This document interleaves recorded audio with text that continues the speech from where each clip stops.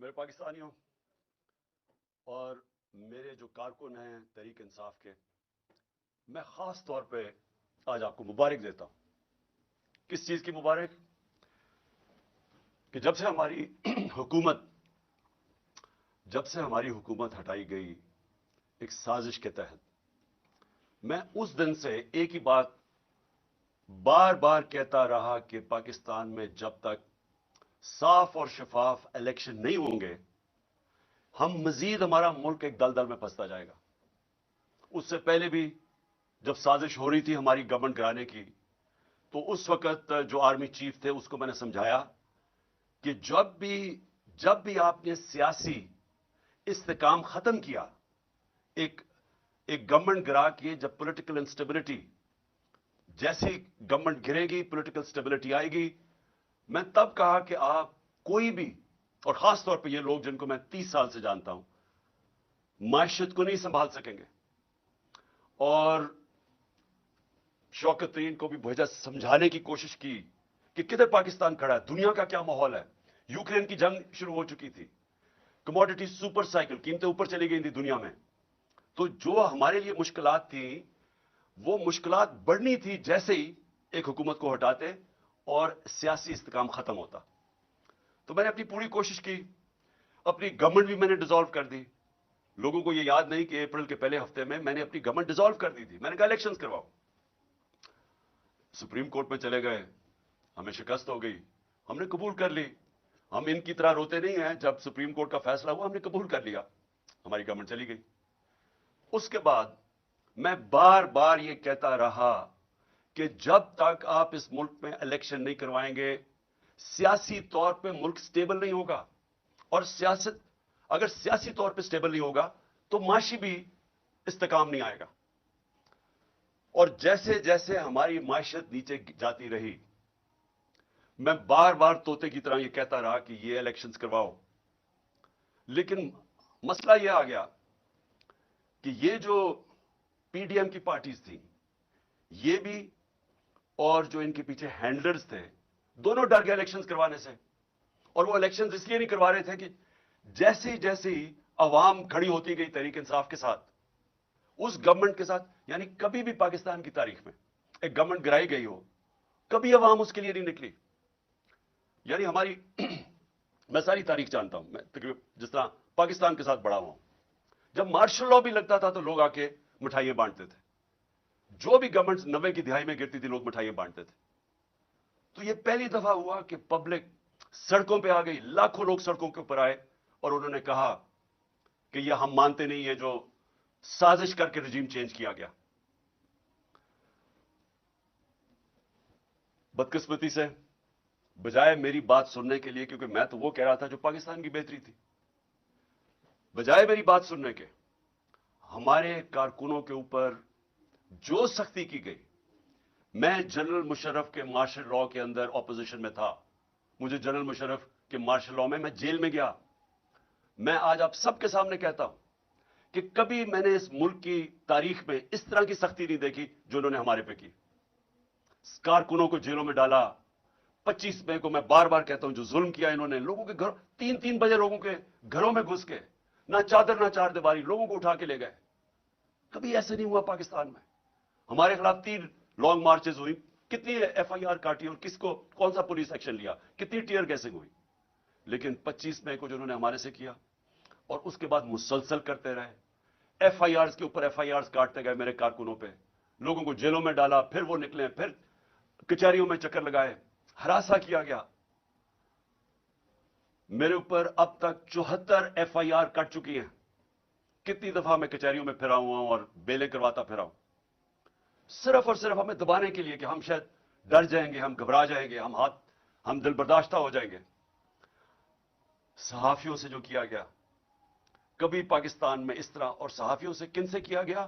وہ صحافی جن کی اس معاشرے کے اندر ایک پہچان تھی، کریڈیبلٹی تھی، محب وطن تھے، ان صحافیوں سے جو انہوں نے کیا۔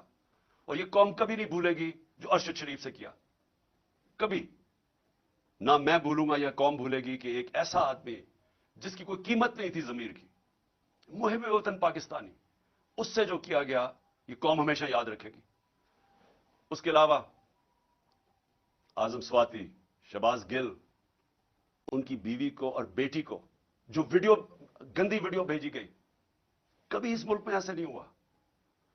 और फिर सलमान फारूकी, उसको पकड़ के नंगा करके उसको मारा गया, उसको धमकाया गया। सोशल मीडिया के बच्चों से, चूंकि 17-18 साल के बच्चों को पकड़ के उन्होंने उठा के ले गए, उनको मार धाड़ के, डरा धमका के घर वापस भेजा गया। ऐसे कभी नहीं हुआ पाकिस्तान में। तो कोशिश यह की गई कि जुल्म और खौफ फैला के, तो ये जो एक तहरीक इंसाफ के साथ कौम जुड़ गई थी, किसी तरह तहरीक इंसाफ को खत्म किया जाए। तो मैं इसलिए भी आज अपने कारकुनों को खास तौर पे मुबारक दे रहा हूं कि जिस तरह मेरे लोग खड़े हुए, हर चीज बर्दाश्त की। ये जो हमने जेल भरो तहरीक शुरू की, वो जब इन्होंने शुरू में लोगों को जेल में, जो हमारे लोगों ने गिरफ्तारियां दी, हमारे लीडर्स ने दी, उनको भी मैं खराज तहसीन पेश करता। उन्होंने सबसे पहले आगे, सबसे पहले वो हुए। तो तहरीक बढ़ती जा रही थी। जिस तरह तहरीक बढ़ी थी, गुजरावाला, सरगोदा, साहिबाल, और ज्यादा लोगों ने गिरफ्तारियां दे रही। पिंडी लोग सामने आ गए। पेशावर में इतनी पब्लिक निकलाई, वो पुलिस गिरफ्तारी ना उनको करे, बढ़ती जा रही थी।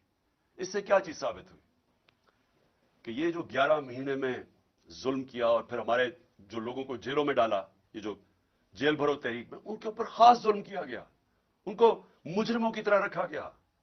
जो मैं अभी कहानियां सुन रहा हूं अपने लोगों से, अपने लीडर से, अपने कारकुनों से, खास तौर पे इनको, यानी जिस तरह कोई फैसला करके कि जनाब ये हमारे कोई दुश्मन है, वो किया गया इनसे। कोई पॉलिटिकल प्रिजनर से ये हरकतें नहीं करती जो इन्होंने जेलों में की। मेरे ऊपर कातलाना हमला हुआ। मैं 2 महीने पहले से बता रहा था कि ये करने वाले हैं। मुझे पता था कौन है, मुझे अब भी पता कौन है। वो लोग जो ताकत में बैठे हुए हैं इस वक्त, प्राइम मिनिस्टर, इंटीरियर मिनिस्टर, हमारी एजेंसीज का सबसे इस वक्त जो खौफनाक आदमी है, जालिम आदमी है, इन्होंने प्लान करके मुझे कत्ल करने की कोशिश की। लेकिन एक प्लान इंसान बनाता है, एक अल्लाह बनाता है। उसका मैं शुक्र अदा करता हूं कि आज तहरीक इंसाफ उधर पहुंच गई है। और मैं फिर से कहता हूं कि मैंने सारी पाकिस्तान की सियासत 70 साल, जैसे मुझे होश आई है तब से देख रहा हूं, कभी पाकिस्तान की तारीख में किसी जमात को अल्लाह ने वो इज्जत दी जो आज तहरीक इंसाफ को दी है। 37 बाय इलेक्शन हुए, 37 बाय इलेक्शन,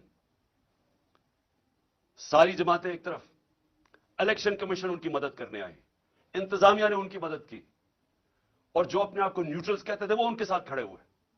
उसके बावजूद 37 बाय इलेक्शंस में से 30 बाय इलेक्शन तहरीक इंसाफ जीती। ये जो अभी जामपुर में इलेक्शन हुआ, वो इलाका जिधर देहाती लोग देहातों में रहते हैं, उनको पूरा डराया गया। पूरी तरह एजेंसी ने जोर लगाया, पूरी तरह इन्होंने, इंतजामिया ने खौफ की फिजा बनाई, डराया, धमकाया। तो जाए पूछे जरा जामपुर में हुआ क्या। सारी पार्टीज के वोट उनसे अकेली मोहसन लगारी तहरीक इंसाफ के कैंडिडेट की ज्यादा वोट थी। जो जनरल इलेक्शन में वोट पड़ी उससे भी ज्यादा पड़ गई। इससे और ज्यादा खौफजदा थे। और उन्होंने पूरी कोशिश की कि किसी तरह, जो आइन के अंदर 90 दिन का इलेक्शन का लिखा हुआ है कि जैसे ही प्रोविंशियल असेंबलीज डिसॉल्व होनी थी तो 90 दिन के अंदर इलेक्शन होना था। गवर्नर्स इनके, उन्होंने नहीं इलेक्शन की डेट दी, इलेक्शन कमीशन उसने नहीं डेट दी। आखिर में सुप्रीम कोर्ट ने फिर उसके ऊपर एक्शन लिया। और आज सारी कौम सुप्रीम कोर्ट का शुक्रगुजार है कि आपने इस मुल्क के आइन की हिफाजत की और आपने मुल्क को इलेक्शन की तरफ लगाया, जो एक ही तरीका है। अगर पाकिस्तान को इस दलदल से निकालना है, एक ही तरीका है इलेक्शंस। जो मैं फिर से 11 महीने से लगा हुआ हूं कह रहे हैं कि इसके अलावा जो भी आप कुछ करेंगे, मजीद दलदल में फंसता जाएगा हमारा मुल्क। और आज हालात क्या है? आज अगर पाकिस्तान के आप हालात देखें तो दुश्मन भी मुल्क से वो ना करे जो इन सारी जमातों ने मिलकर किया। सिर्फ इनका मकसद था कि इनको जो करप्शन के केसेस थे इनके ऊपर, वो माफ करवाने थे। आते साथ ही अपने करप्शन के केसेस माफ करवा लिए। 1100 अरब रुपया, 1100 अरब रुपए के करप्शन के केसेस माफ करवा लिए। मैं फिर से आपको बताऊं कि हमारे 3.5 साल में 480 अरब रुपया नैब ने रिकवर किया था। पाकिस्तान की तारीख में सबसे ज्यादा पैसा नैब ने हमारे दौर में रिकवर किया था, 480 अरब रुपया। 1100 अरब रुपया और रिकवर होना था। इन्होंने असेंबली में आए और सिर्फ पहले आते साथ ही काम किया। उसकी नैब के 3.5 साल में 480 अरब रुपया नैब ने रिकवर किया था। पाकिस्तान की तारीख में सबसे ज्यादा पैसा नैब ने हमारे दौर में रिकवर किया था, 480 अरब रुपया। 1100 अरब रुपया और रिकवर होना था। इन्होंने असेंबली में आए और सिर्फ पहले आते साथ ही काम किया। उसकी नैब के कानून चेंज किया, अमेंड किया, नैब को खत्म किया। सिर्फ अब नैब का काम रह गया कि इंतकामी कार्रवाई ऑपोजिशन पे करे।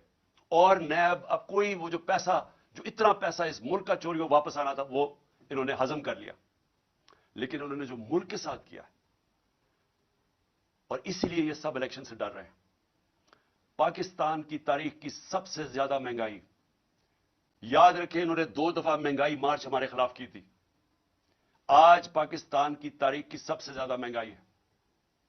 जो हम छोड़ के गए थे पिछली अप्रैल में, उसके मुकाबले में जो आज इन्होंने जो पाकिस्तान से किया है, मैं फिर से कहता हूं, यह कोई दुश्मन भी नहीं कर सकता था इस मुल्क के साथ।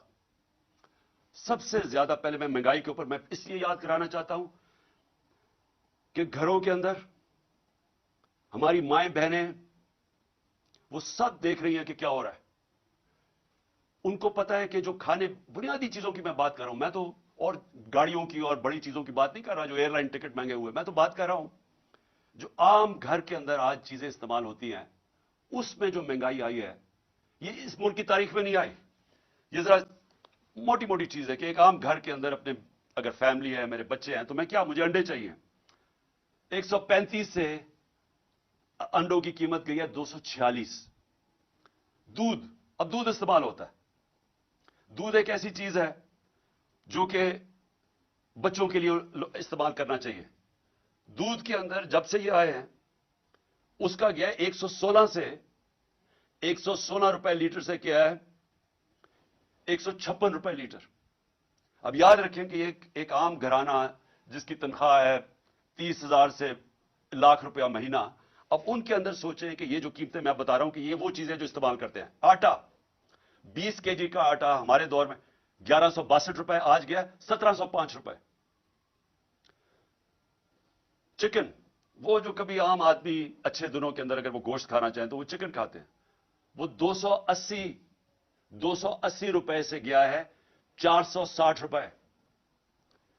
फिर गाड़ी इस्तेमाल करनी पड़ती है, पेट्रोल 150 रुपए लीटर से गया है 268 रुपया। 150 रुपए लीटर से गया है पेट्रोल 268 रुपए। डीजल गया है 144 रुपए लीटर से 280 रुपए लीटर। तो ये जो आम ट्रांसपोर्ट, अब इसकी वजह से सारी चीजें महंगी, जिन्होंने ऑफिस जाना है, काम करना है, सब चीजें महंगी। गैस की कीमत दुगनी हो गई है। बिजली, अब बिजली की कीमत जिस रेट पे अभी बढ़ी है और जो सरचार्जेस लगा के बढ़ रहा है, वो तकरीबन दुगनी हो गई है। ट्यूबवेल, किसानों के लिए मैं बात कर रहा हूं, मैं सिर्फ इसलिए ये जो मोटी मोटी चीजें बाकी मैं नहीं बताता, किसानों के लिए ट्यूबवेल, अब वो किसान ट्यूबवेल इस्तेमाल करता है, उसको अपनी फसलें उगानी होती है, उसको जो पैसा बचता है वो फिर वापस लगाता है। लेकिन ट्यूबवेल हमने सब्सिडाइज किया होता 8 रुपए यूनिट, 8 रुपए था ट्यूबवेल का, आज वो चला गया है 36 रुपए, 4 गुना ज्यादा महंगा हो गया। फिर हुआ क्या, मैं सिर्फ जल्दी से यह बता दूं कि आज हालात हमारे हैं क्या।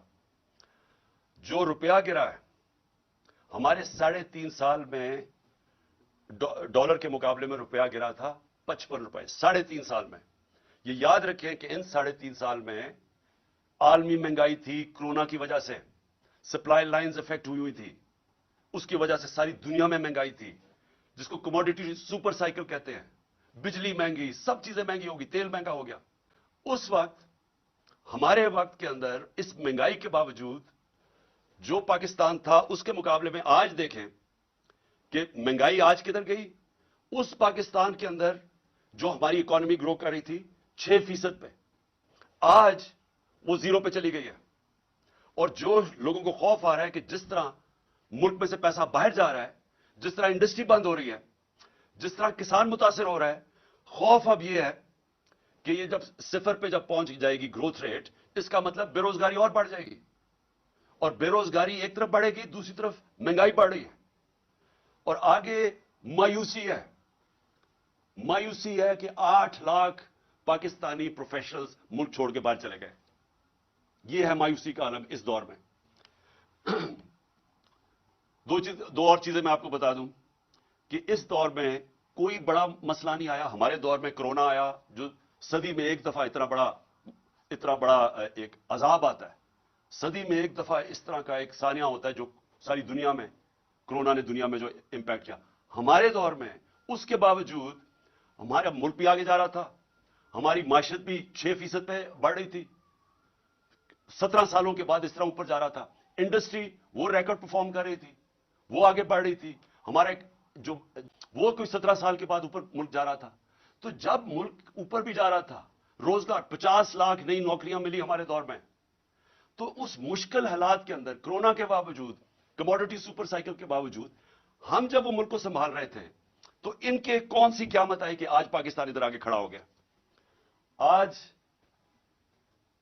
जो सबसे बड़ा मसला है कि आज अगर जिस तरह हम जा रहे हैं, अभी मजीद और महंगाई आने वाली है। अभी ये जो रुपया गिरा है, हाल ही में जो रुपया अभी और गिरा है, इसका भी और इंपैक्ट पड़ेगा। और भी तेल और पेट्रोल और महंगे होने लगे, और ये मजीद और हम दलदल में धंसते जाएंगे। तो इसका हल क्या है?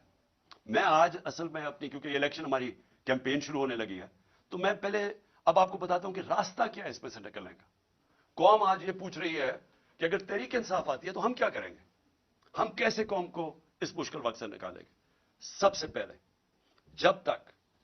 जब तक इस मुल्क के अंदर एक गवर्नमेंट नहीं आती जो एक पब्लिक मैंडेट लेके आए, जो पब्लिक की वोट से आए, जो पब्लिक जिस पे एतमाद करे। पहला तो अगर मुल्क को अब इस दलदल से निकालना है, पहले तो वो गवर्नमेंट चाहिए जिसके साथ पाकिस्तान की कौम खड़ी हो, और वो सिर्फ इलेक्शन से आ सकती है।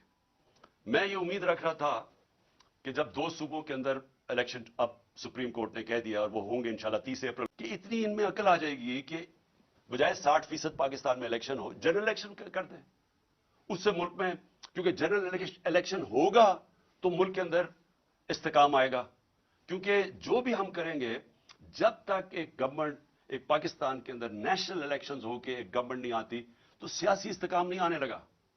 और वो सियासी इस्तेकाम इलेक्शंस में आएगा और उसके बाद माशी इस्तेकाम आएगा।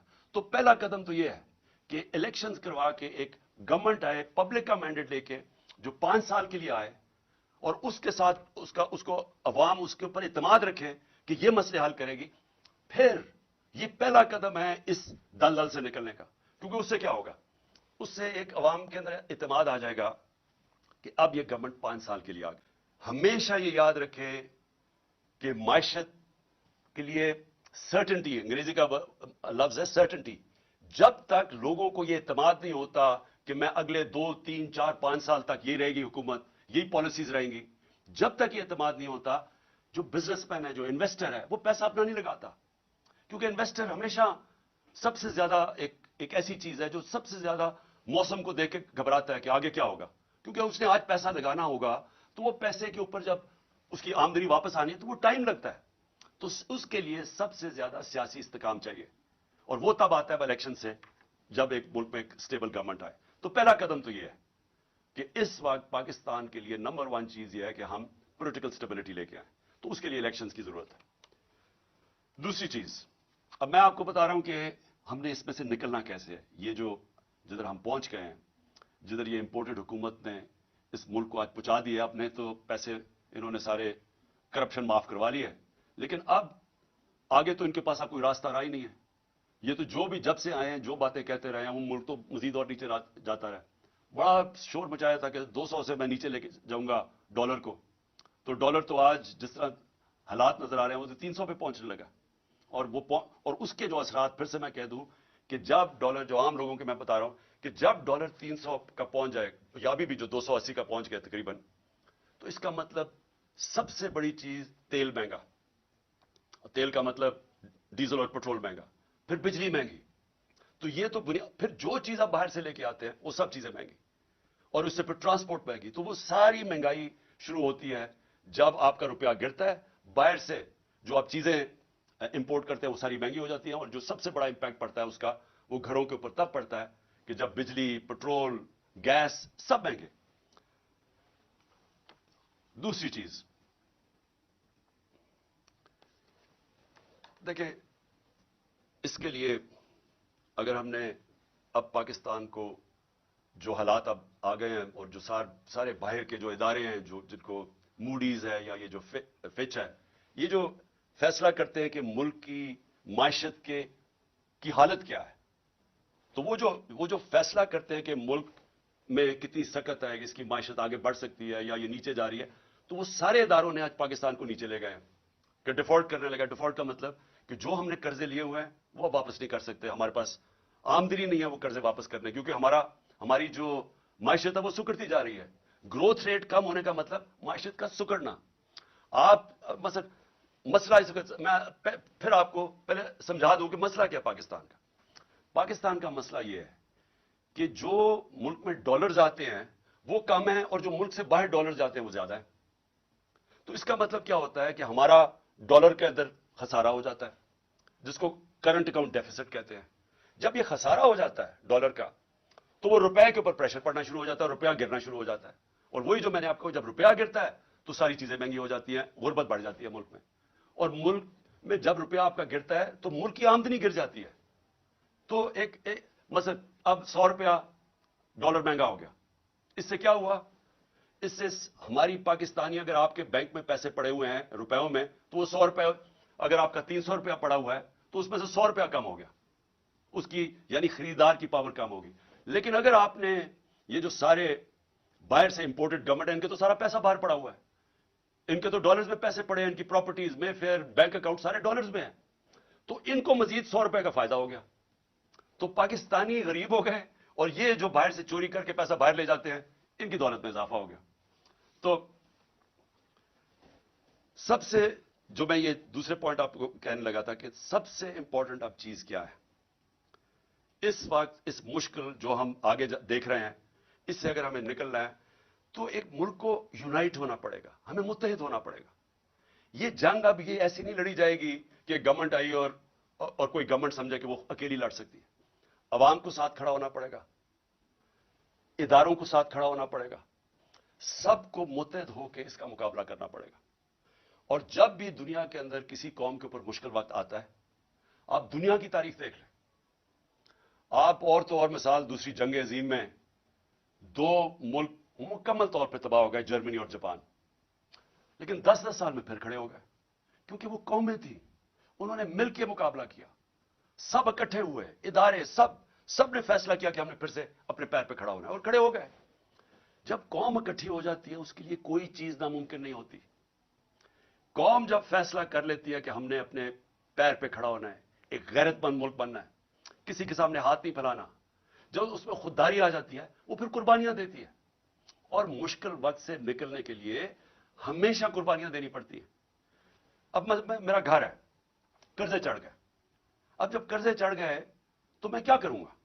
میں اپنی آمدنی بڑھانے کی کوشش کروں گا, اور جب تک میری آمدنی بڑھتی میں اپنے خرچے کم کروں گا. اس کے علاوہ تو جب سے اللہ نے دنیا بنائی ہے اور کوئی دوسرا راستہ نہیں ہے. تو ہمارے سامنے بھی اب پاکستان کے سامنے یہ راستہ ہے, ہم نے اپنے خرچے کم کرنے ہیں. ہم نے ہر وہ ادارہ جو کہ پاکستان کے اوپر بوجھ بنا ہوا ہے, ہر وہ گورنمنٹ کارپوریشن جو بوجھ بنی, اب ہم نے سوچنا ہے کہ ہم کیسے ان کو ٹھیک کرنا ہے. اور اس کے لیے ہمیں وہ جو پاکستان نے اپنی تاریخ میں نہیں اٹھائے, ہم شارٹ کٹس لے لیتے ہیں, ہم ایڈ لے لیتے ہیں, ہم قرضے لے لیتے ہیں. اس سے کیا ہوتا ہے, اور جو یہ حکومت کرنے کی کوشش کر رہی ہے, ہاتھ پھیلایا کہ جو کہیں سے قرضے آ جائے, بڑا یعنی خوشیاں بنائی جاتی ہیں کہ جی وہاں سے چائنا نے $500 ملین کا قرضہ دے دیا. لیکن یہ تو کینسر کا علاج ڈسپلن سے ہو رہا ہے, کینسر تو پھیلتی جا رہی ہے. کینسر کا جب تک کینسر کاٹ کے نکالی نہیں جائے گی, اب یہ ملک کا علاج ہو نہیں سکتا قرضوں سے. تو اس سے کیا کرنا ہے؟ پہلے تو ہم نے اپنے خرچے کم کرنے ہیں. کئی ہماری گورنمنٹ کارپوریشن سے نقصان کر رہی ہیں, ان کو بالکل ریسٹرکچر کرنا ہے. ہم نے اتنی بڑی گورنمنٹس بنا دی ہیں, سوچنا ہے کہ ان کو ہم نے صحیح طرح چلانا کیسے ہے. ہم نے مثلا پینشنز ہیں, اور پینشنز اتنی زیادہ ہو گئی ہیں کہ ہمارا جو خرچہ ایک صوبے کا خرچہ ہوتا ہے اس میں اس کا زیادہ پیسہ پینشن پہ چلا جاتا ہے. حالانکہ دنیا میں پینشنز کے لیے پیسہ بنایا جاتا ہے. پینشنز کو سیونگ کروا کے جو لوگ پینشن دے رہے ہوتے ہیں وہ اپنی پینشن فنڈ میں کنٹریبیوٹ کرتے رہتے ہیں, وہ بڑا فنڈ بن جاتا ہے. مہاتر محمد نے مجھے بتایا کہ وہ ان کا جو پینشن فنڈ ہے وہ ان کے لیے پیسے وہ انویسٹ کرتے ہیں, اسے پیسہ آتا ہے, اور اس سے پیسے میں وہ ملک کی دولت میں اضافہ ہوتا ہے. ہمارے لیے وہ بوجھ بنا ہوا تھا. میں صرف مثال دے رہا ہوں کہ ہمیں اب وہ قدم اٹھانے پڑیں گے جو اب تک ہم پاکستان میں نہیں کرتے رہے. ریولوشنری چینجز کرنے پڑیں گے, اور اس میں سب کو اکٹھا ہونا پڑے گا. یعنی اس ملک میں اب ڈالر لانے پڑیں گے. وہ کون کون سے طریقے ڈالرز لانے کے لیے؟ ایکسپورٹس. آج تک کسی نے توجہ ہی نہیں دی ایکسپورٹس کے اوپر.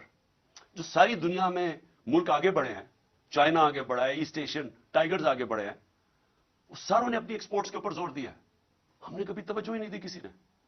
ہم جب آئے تھے تو پچھلے 5 سال ہمارے پہلے export to G D P ratio وہ نیچے چلی گئی تھی, بجائے پازیٹو ہونے کے نیچے آ گیا تھا, کیونکہ کسی کی توجہ ہی نہیں ایکسپورٹس کے اوپر.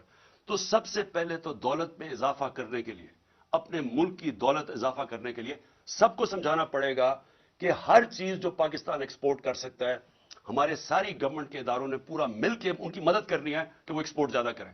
ابھی آپ ایکسپورٹر سے, جب میں پرائم منسٹر تھا تو ان سے پوچھتا تھا تو وہ آتے ساتھ ہی بتاتے تھے کہ کتنی رکاوٹیں ہیں ان کے راستے میں, کہ ہماری گورنمنٹ کی کتنی رکاوٹیں ہیں ان کے راستے میں ایکسپورٹ کرنے کے لیے. تو پہلے تو یہ سمجھ لینا کہ جب تک ہم ایکسپورٹس کے اوپر ساری قوم مل کے انکریج نہیں کرے گی, ایکسپورٹرز کو پرائزز نہیں دیں گے, ان کو ہم ریکگنائز نہیں کریں گے, ان کو وی آئی پیز نہیں بنائیں گے, تب تک یہ ملک اب اس دلدل سے نہیں نکل سکتا. اس کے علاوہ ایکسپورٹس کے علاوہ